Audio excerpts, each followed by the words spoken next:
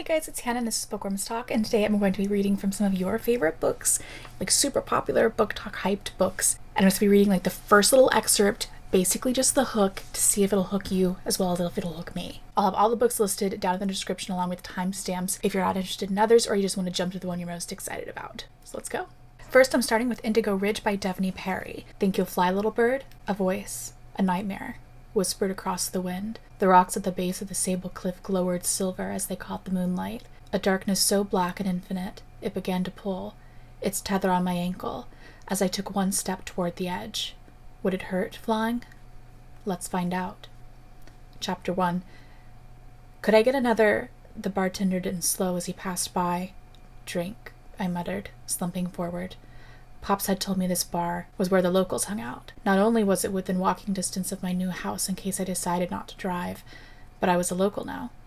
As of today, I lived in Quincy, Montana.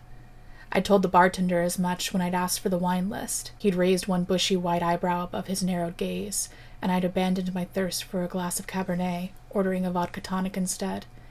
It had zapped every ounce of my willpower not to request a lemon twist. The ice cubes in my glass clinked together as I swirled around my pink plastic straw. The bartender ignored that sound, too. Main Street had 2 bars, tourist traps this time of year, according to Pops, but I regretted not choosing one of those to celebrate my first night in Quincy. Given his attitude, the bartender who must have thought I was a lost tourist regretted my decision, too. Willie's was a dive bar, and not exactly my scene. The bartenders downtown probably acknowledged their customers, and the prices were listed on a menu, not delivered using 3 fingers and 1 wrinkled hand. He looked about as old as the stark, dingy building. Like most small-town Montana bars, the walls were teeming with beer signs and neon lights. Shelves stacked with liquor bottles lined the mirrored wall across from my seat. The room was cluttered with tables, every chair empty. Willie's was all but deserted this Sunday night at 9 o'clock. The locals must know a better place to unwind. The only other person was a man sitting at the farthest end of the bar, and that last stool down the line. He'd come in 10 minutes after I arrived and chosen to sit as far away from me as possible. He and the bartender were nearly carbon copies of one another, with the same white hair and scraggly beards. Twins? They looked old enough to have established this bar. Maybe one of them was Willie himself.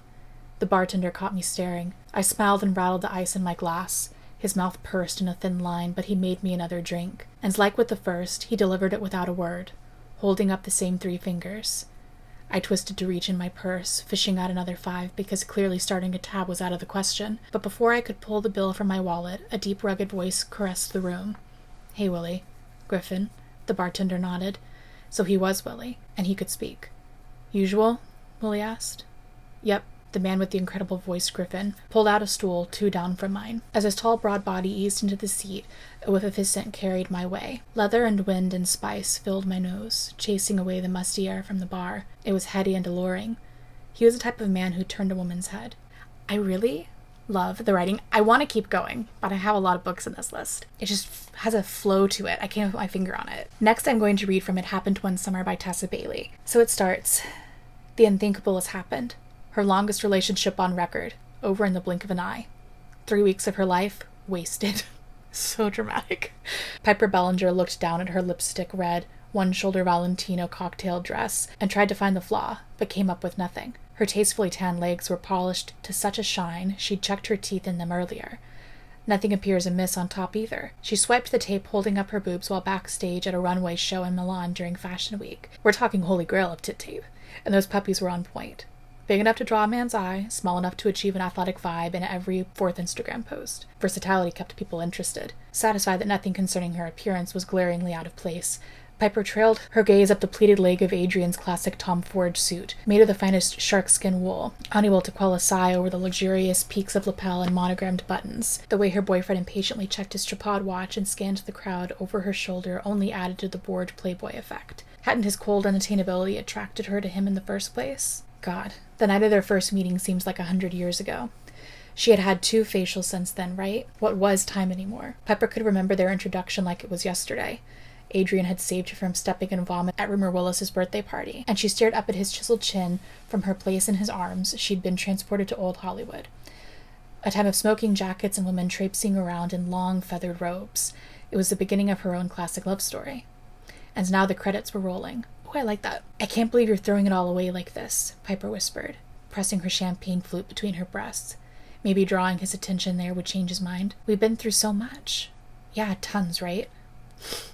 Adrian waved at someone from across the rooftop, his expression letting whoever know that he'd be right with them. They'd come to the black, white, and red party together, a minor soiree, to raise money for an indie movie called Lifestyles of the Oppressed and the Famous. The writer-director was a friend of Adrian's, meaning most of the people at this gathering in Los Angeles elite were his acquaintances. Her girls weren't even there to console her or facilitate a graceful exit.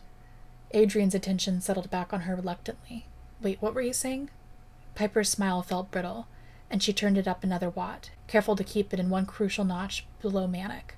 Chin up, woman. This wasn't her first breakup, right? She'd done a lot of the dumping, often unexpectedly.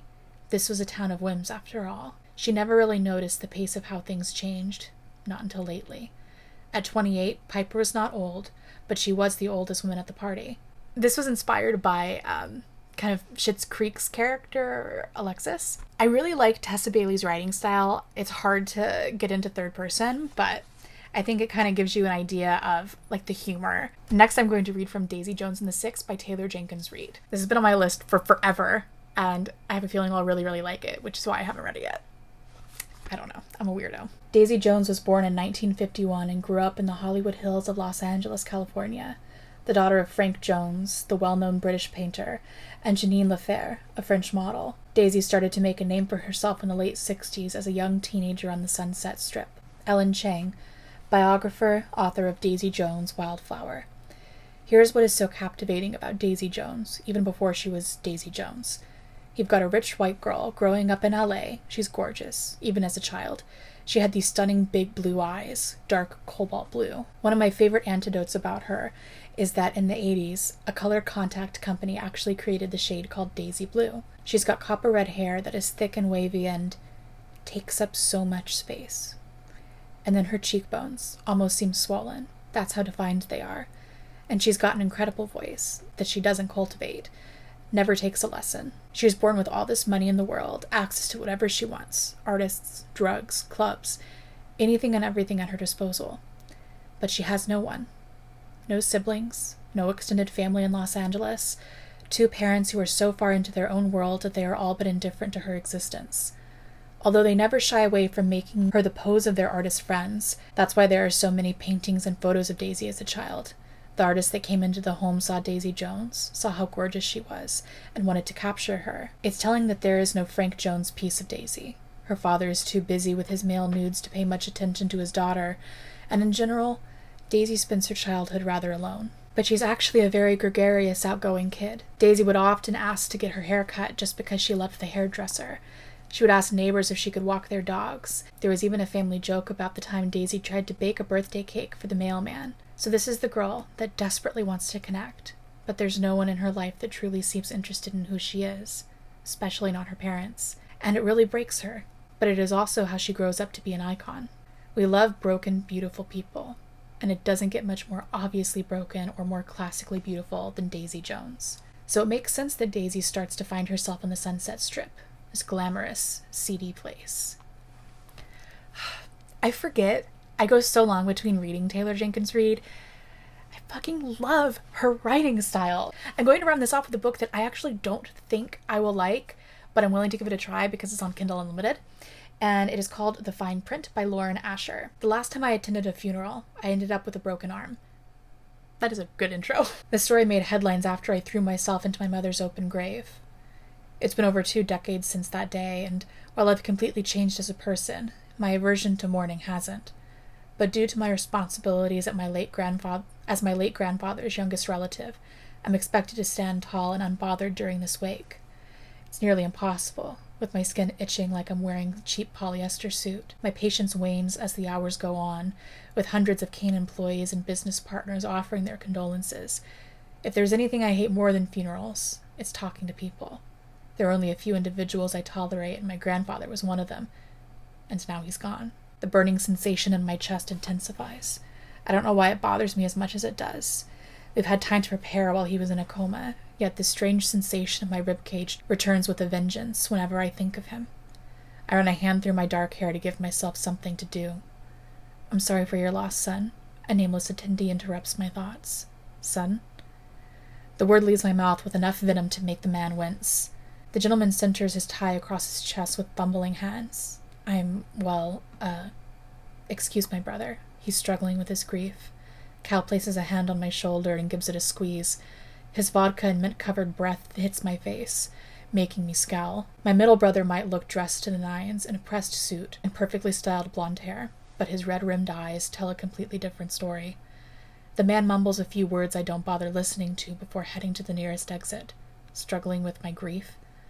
Although I don't like the idea of my grandfather's passing, I'm not struggling with anything, but uncomfortable with heartburn today.